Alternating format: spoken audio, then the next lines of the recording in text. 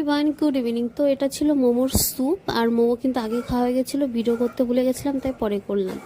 তো যাই হোক, তারপর নিয়েছিলাম চিকেন কাটলেট, গরমা গরম, খেতেও বেশ দুর্দান্ত হয়েছিল। আর সেদিন আমি শুধু বাইরের খাবার দিয়েই পেট চালিয়েছি। তারপর নিয়েছিলাম হচ্ছে চিকেন ললিপপ। তারপর এটা খেতে না খেতেই চলে আসলাম আমি বিরিয়ানির কাছে আর কি। এটা বাড়ি নিয়ে গিয়ে রসিয়ে কষিয়ে খাবো।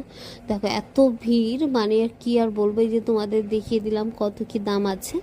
তারপরে দেখো এইদিকে এসছি 7:30 ওই 8টা নাগাদ, তার মধ্যে দেখো হাঁড়ি শেষ। ওই আমাকে মানে আর কি লাস্টের দিকে আমাকে নিতে হচ্ছে যে। আর এদিকে চিকেন চাপ নিয়ে নিয়েছিলাম যে বাড়িতে বসে রসিয়ে কষে খাওয়ার জন্য। যাই হোক, এখান থেকে একটা বড় দেখে লাল লাল ঝাল ঝাল একদম চিকেন তুলে নিলাম। যাক, এদিকে আমার পার্সেল রেডি, এখন আমরা নিয়ে বেরোবো। আর যার পথে দেখো মন ভালো করার খুব সুন্দর একটা জিনিস, কত ফুল না, কেন জানি না ফুল দেখলে আমার মনটা এমনি খুশি হয়ে যায়, দারুণ লাগে।